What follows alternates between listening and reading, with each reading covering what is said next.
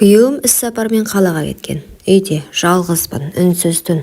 Үстімдегі жеңіл жамылғымен мені де, ойымды да жалаңаштап тұрғандай. Тәнім соңы не боларын білсе де, біреудің ыстық құшағын аңсап тұрғанын сездім. Кенет есік сықыр етті. Кешір, терезең ашық тұр екен, жел кіріп кетер дедің бе? Деді бір таныс дауыс. Қайным. Иә, ауылдан келіп ағасының үйінде қонып жүреді. Мен тек көрпені жаба салайын дегенмін. Қолындағы көрпе тіземнен сырғып жоғары көтерілді. Сол сәтте ар ұятта тән де үнсіз қалды. Көрпе бойымды түгел жапты, бірақ иісі. Иә, сол иіс менің ішкі жан дүниемді қозғалтты. Ол иіс еркектің иісі еді. Күйеуімде жоқ бір ерекше иіс, тым жақыннан сезілді. Қатты тоңып кеткен шығарсың, деді ол, жай ғана. Дауысы жұмсақ еді, бірақ ішіндегі отты мен ғана сезіп тұрдым. Мен үндемедім. Ол тіземнің үстіне қолын қойды.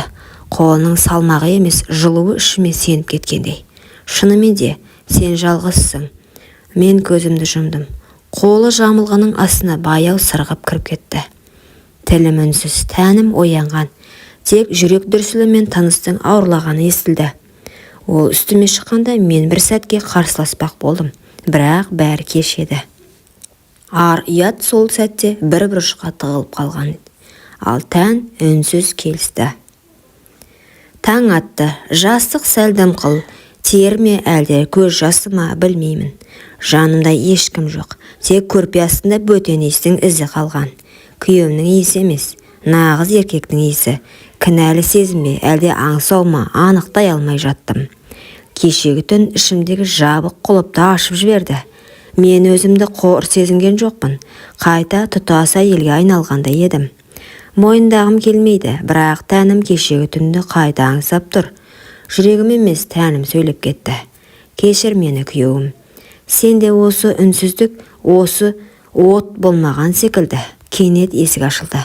Ас үй жақтан қайнымның даусы естілді. Шәй дайын, ұйықтап қалған жоқсың ба? Мен үндемедім, себебі даусынан бұрын оның иісі кіріп келіп жатқандай болды. Шәй үстінде үнсіздік үстем болды. Ол көзіме тура қарамады. Мен де. Бірақ арасындағы от сезіліп тұрды. Көйлегімнің ішінен өзімді бөтен, бірақ ерекше сезініп отырдым. Тәнім басқа біреудің ізін ұмытқысы келмейді. Түн тыныш өтті ме, деді ол ақырын. Даусындағы салмақ. Кеше мені құшақтаған қолың дауысы секілді шықты. Жаман емес, дедім, қысқа ғана. Қасық пен кесенің дыбысы ғана естіліп тұр. Ал ішімде құмарлық оты қайта тұтанып келе жатты. Ол орнымнан тұрып қасымнан өтіп бара жатып иығыма жеңіл тиіп кетті. Сол ғана еді, менің бүкіл жан дүниемді қайта оятты. Ол менің тәнім емес, жанымның ең әлсіз тұсына тиіп кеткендей сезіп тұрдым. Кешегі түн кездейсоқ емес еді. Ал бүгін тәнім тағы да соны қалап тұр. Ар ұятта әлсіз екен, себебі екеуі де үнсіз. Сол күні күйеуім хабарласты. Ертең таңертең қана қайтамын. Үнінде сағыныш жоқ, жай бір күнделікті дауыс. Ал менің ішімде дауыл. Кеше мені алғаш рет толық әйел сездірген адам дәл қазір төргі бөлмеде отыр. Кеш, үй тыныш, жарықты өшіріп өз бөлмеме өттім. Төсекте жатсам да ойым басқа бөлмеде. Әр тынысым оны аңсау. Тәнімнің әр түйірі соны қалайды. Есіктің сырттан жай ғана тарс жапты, аяқ дыбысы тоқтады. Сосын жаймен есік ашылды. Үн жоқ, тек дем, терең, ыстық. Ұйықтап қалдың ба? Жоқ, дедім сыбырлап. Ол жақындады. Жамылғаны көтеріп иығыма тиді. Сол сәтте ішімдегі барлық ар ұят, тыйым, ой, үнсіз күйге шегінді. Мен оны күттім.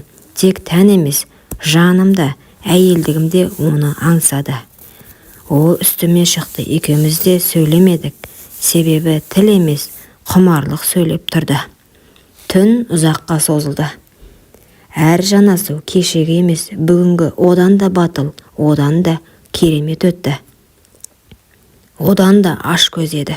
Мен ештеңе ойлағым келмеді. Тек сол сәт, сол иіс, сол еркек. Таң атты. Бұл жолы мен жалғыз оянған жоқпын. Ол қасымда жатты. Жалаңаш иығы маған тиіп тұрды. Тынысы баяу, терең. Ұйықтап жатқанмен тәнінің жылуы маған қадалып тұрды. Басыма бір сұрақ келді. Бұл енді не? Кездейсоқтық па, әлде? Ол көзін ашты. Ұйқылы ояу көзіне қарадым. Еш өкініш жоқ, еш сұрақ та жоқ. Тек бір үнсіз мойындау бар секілді. Енді бәрі бұрынғыдай болмайды. Орнынан тұрды, үстіне футболкасын асығыс киді де маған қарады. Кешір, деді, жай ғана. Бірақ бұл кешір мені емес өзін ақтау еді. Мен басымды изедім, үнсіз. Ішімде бір ащы шындық шыңғырып тұрғандай болды. Мен өз күйеуімді саттым. Мен өзімді жоғалттым. Бірақ сол сәтте бір бөлек шындықты ішімнен күбірледі. Сен алғаш рет өзіңді әйел сезіндің. Күйеуім үйге таңертең келді. Әдеттегідей жымиып кірді. Құшақтап сүйді. Бірақ мен сол сәтте оның иісінен бөтен иісті іздеп кеттім. Қайным дастархан басында үнсіз отырды. Бұрынғыдай емес. Екеуміз де көз түйістірмедік. Бірақ ішімізде бір-бірінің барлық сырын біліп отырғандай сезілді. Күйеуім күліп сөйлеп отыр. Мен күліп отырмын. Ал жүрегім екі ортада тұншығып отыр. Кешкісін ол: қайным кетем дейді. Қалада жұмыс тапқан екен. Інім кетем деді. Қалада жұмыс тапқан екен деді. Мен басымды изедім. Жауап бермедім. Ішімде бір шындық қимай жылап жатты. Бірақ тілім үнсіз. Сол күні кешке ол менің бөлмемнің есігін соңғы рет ашты. Кірмеді, тек үнсіз қарады. Көзінде: мен саған ештеңеге уәде ете алмаймын. Бірақ мен сені шын қаладым деген үнсіз сөз тұрды. Мен де көзімнен жауап бердім. Мен де, бірақ өмір бойы біз қалағандай болмайды. Ол үнсіз бұрылып кетті. Ал мен сол сәттен бастап бір түннің құпиясын өмір бойы жүрек түкпіріне бекіттім. Себебі ар ұят үндемесе де жүрек ешқашан ұмытпайды.